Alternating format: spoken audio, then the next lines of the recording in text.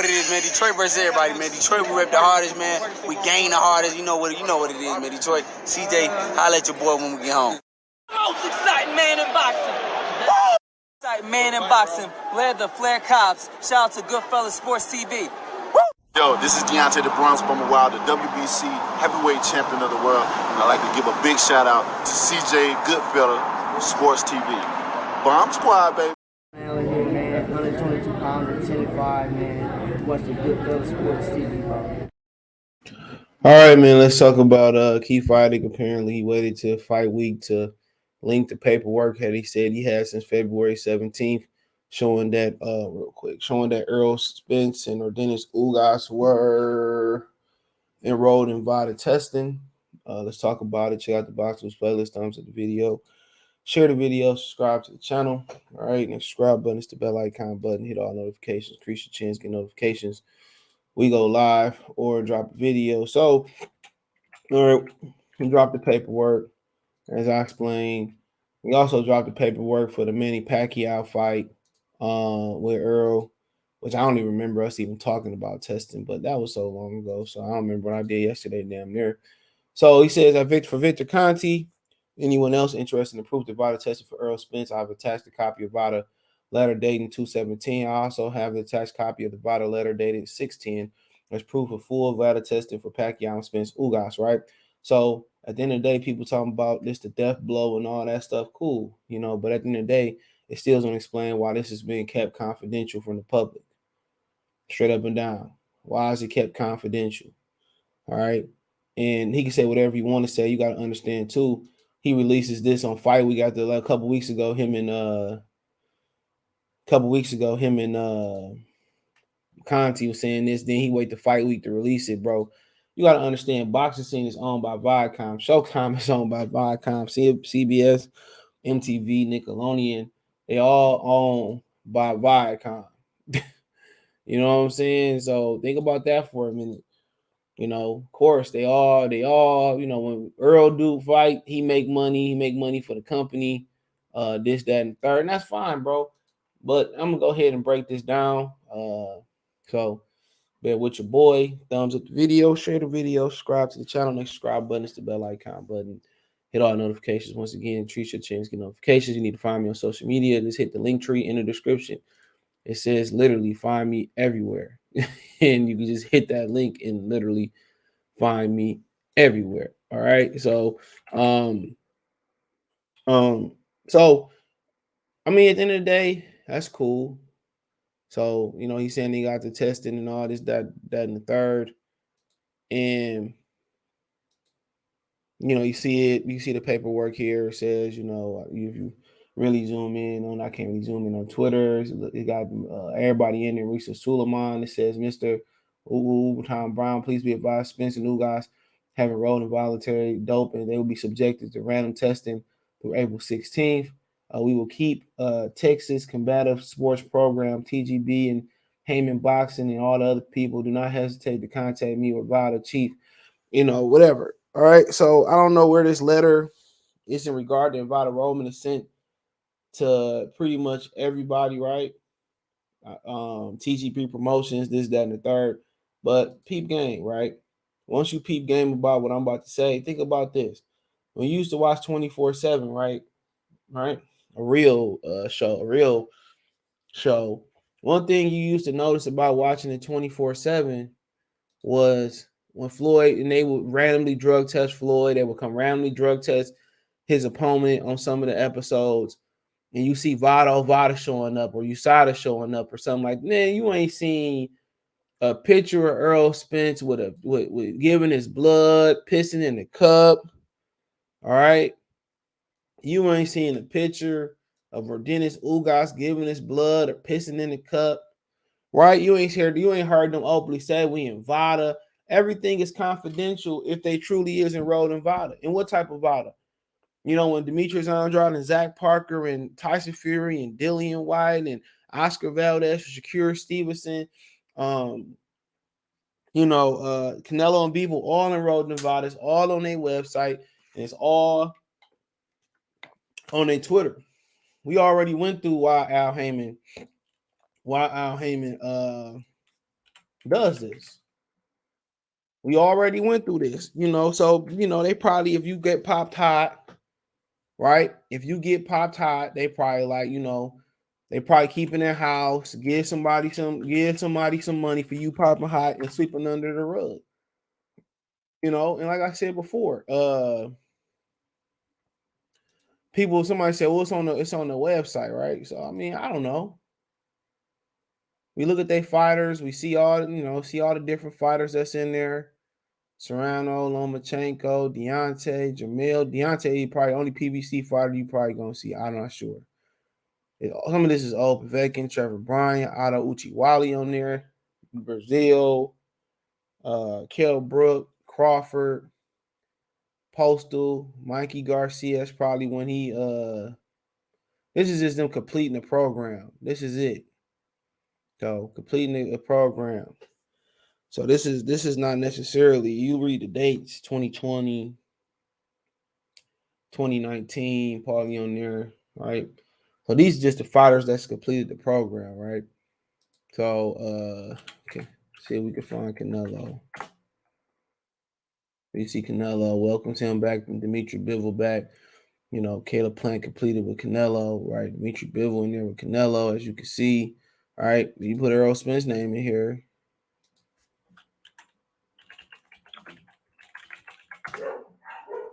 Yeah, lady. He successfully completed VADA. That's all you find. Look, and look when he completed VADA for. This is June 1st, 2019. I believe that's after he beat Kell Brook for the belt. You don't believe me? Look. There you go right there. June 1st, 2019. All right. But when he fought Kell Brook, it had to be public because Kell Brook wasn't going for that. You talking about Ugas? No history of Ugas. So, like I said before, you got to ask yourself, you ain't seen nobody piss in the cup or show they pissed in the cup. You ain't seen nobody show that they gave blood. You ain't seen none of that. Why are we keeping shit confidential, bro? Why can't the world see? And then him posting Pacquiao up there, man, I don't really care shit about that. So we know for a fact Thurman said before when he fought Pacquiao at the open press conference, it ain't no testing. Adrian Broner complaining about being no tested with Manny Pacquiao.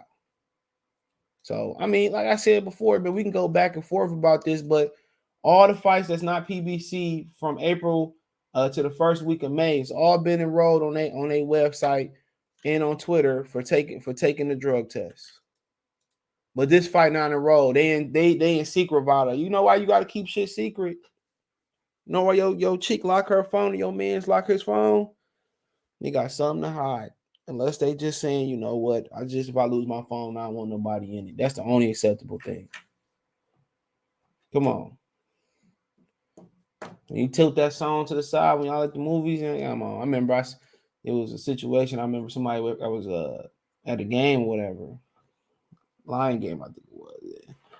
The dude was sitting above him. He was just nosy as hell reading old girl text that was white. He wrote a note to the man, and he seen his girl was cheating. And he wrote a note, but when he left the game, he wrote the note, gave it to him, told him that old girl was cheating on him. He was reading her text message. He probably told him go through the phone and shit. It's the bro code. Hey, come on, So man, like I said before, why I gotta be private if these niggas clean? Because it's not true.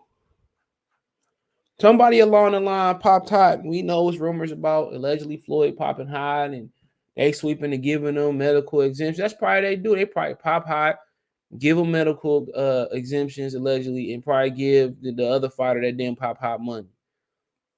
My thing is how the company that was built on random drug testing is not with random drug testing. That just don't make no sense. Floyd did all that crime for random Olympic style drug testing. And then his company don't want to do it or want to keep it secret. Just like he kept his shit secret. Get out of here. I'm Pacquiao. I would have walked away from all that money and say, hell no. Would have spilled the bean. But they probably make you sign non-disclosure agreements, all types of stuff. Y'all talk about Eddie Hearn, man. They don't tell him what PBC doing, keeping people in the dark as far as letting people continue to fight. Ain't no telling what they doing, bro. Eddie Hearn just don't got his game right like Al. People don't know how Al get the money from the when he do sponsorships and all that. So, you want to put up paperwork fight week, nigga. Get out of here, bro.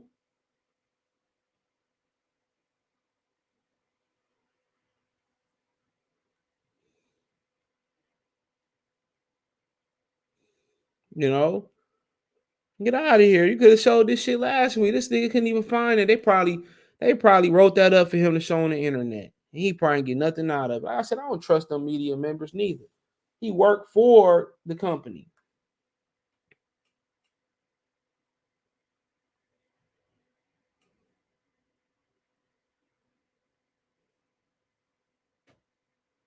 He worked for the company. They all under the same umbrella. So it is what it is. He can show the paperwork, it's fine. But then you waited all this time to show paperwork you had since February 17th. Come on. Victor Conte can pull up any paperwork he wants to because it's public information. You can't pull this shit up. Come on. And you ain't seen nobody piss in the cup, get no blood, show a picture where they doing no tested, man. Like I said before, if Errol win or Ugas win, hey, it is what it is. They both agree, just like with Fondor and Lubin, they both agree not to go through with no testing. You gotta understand, man. It's a certain type of. I was listening to the dude that was on Counterpunch. There was a Steve Harvey interview they posted on Facebook where he was with the dude that like Dak Prescott and the other dude. They be talking financials and stuff. He was talking about Steve Harvey was talking about the process in which how they keep Hollywood actors broke. Which is, you might have a personal manager, but then for you to get to the talent or you get to the talent agency, you got to get them a percentage to plug you into a movie. Then you got to get a manager who they want you to be their manager. You got to get him a percentage who they want you to work with. You know what I'm saying? So he was saying like 30 to 50% of your money already toe up. He said, you stupid if you have a personal manager. Same thing in boxing. You giving your personal manager 10%. You giving the agency 10% for plugging you. Then you got to get a manager. They want you to work with 10%. That's 30% right there. That's 30%. He said a whole bunch of stuff in the interview. And the dude from Counterpunch, the one that was the amateur at KMF Austin, that's what he changed his name to, whatever. And he was saying that's the same